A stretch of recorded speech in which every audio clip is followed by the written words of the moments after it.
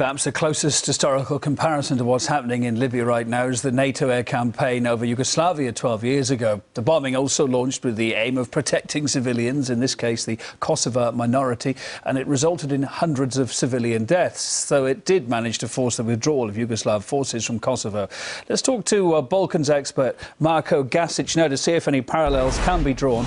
Good evening to you, Marko. I mean, NATO's attack on Yugoslavia at the time caused a lot of criticism from nations and human rights groups, didn't it? Just how justified are such humanitarian missions like we saw then, maybe like we're seeing now? I would say that such interventions are never justified because they represent a huge investment on the part of those intervening, and they only justify themselves in terms of their ability to achieve the aims of the interveners, which are always strategic, designed to position themselves into occupation positions in strategically vital areas of the world.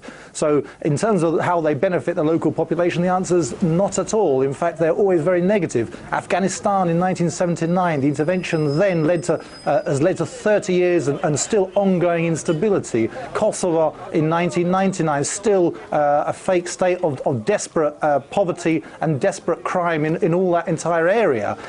Bosnia was an opportunity for peace and diplomacy. They didn't take it, and a war ensued there as well. Iraq, we know, another nightmare. We have, and now we're building up to a new Iraq in Libya. Basically, these interventions have never led to successful conclusions. They lead to open-ended Western occupations and regional instability on a continuing basis designed to justify those occupations. That's what they're about. So you're saying lessons have not been learnt along the line by the US and allied forces from these previous military campaigns? Well, lessons have been learned very well. The people who are doing the campaigns are very well versed in the lessons. They know, for example, based on the experience of Kosovo, not to allow ceasefire monitors in because they can tell you who's breaking the ceasefire. Now, in the case of Libya, the Libyan foreign minister accepted the resolution as it was passed the other day and said that he demanded observers to monitor the ceasefire straight away. Why wasn't that invitation taken up? Because if we want a genuine dialogue, as the resolution called for, if we want peace and an end to violence, then we need a ceasefire, we need dialogue between the parties. Bear in mind that in Western countries, it takes 5 years to enable regime change, and it's the outcome of a long process of dialogue. Over in Libya and the Middle East, it seems that the expectation is to create regime change in 5 days and to do it at the point of a Tomahawk cruise missile. Marko, what is your prognosis for this conflict? Gaddafi's promising a long war. Is that just words of a man with bruised pride, or do you think he will fight out to the last? Where's it going to go, do you think? Well, with half the population, as I see it, on his side, Libya really does look like becoming a new Iraq. I presume we'll be seeing depleted uranium missiles thrown by the benevolent humanitarian Western aircraft onto that population there.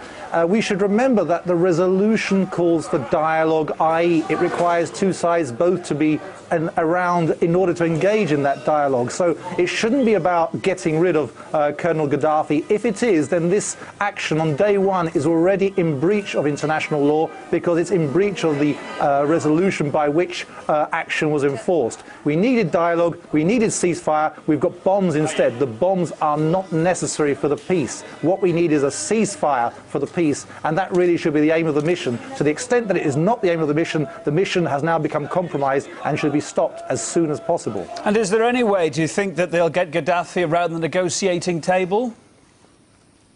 I think Mr. Gaddafi will be very keen to get round the negotiating table to talk about what the future is and how the future can be shaped. But the problem is they don't want him there in any condition to say anything other than, where do I sign? I mean, they're looking to bomb him out of power rather than engage in a dialogue to create new institutions that might more fairly represent the wishes of the Libyan people. But I think we should give the Libyan people a chance to decide for themselves. And I'm sure that if you ask the Libyan people, they would vote for a dialogue between the parties rather than a bombing of the parties. They don't want their country to be destroyed by depleted uranium or bombing or occupied by Western forces. They want their country to be stable and peaceful. And for that to happen, the violence needs to stop on both sides and from the external side as well. I kind of know what your answer is going to be to my next question, but at the end of the day, do you think the people of Libya will thank the coalition forces for intervening? Has anyone ever thanked the coalition forces for intervening except someone with an incredible agenda? Do the Afghanistanis thank the coalition forces for intervening? Do the Yugoslavs, the Serbians, do the Iraqis? Nobody's grateful for those interventions because those interventions leave the people poor and impoverished and victims, and their countries are destroyed and turned into small satellite states of the global power. That isn't something anyone can be grateful for. Marko Gasic, Balkans expert, always a pleasure to have you on the programme here at RT. Thank you.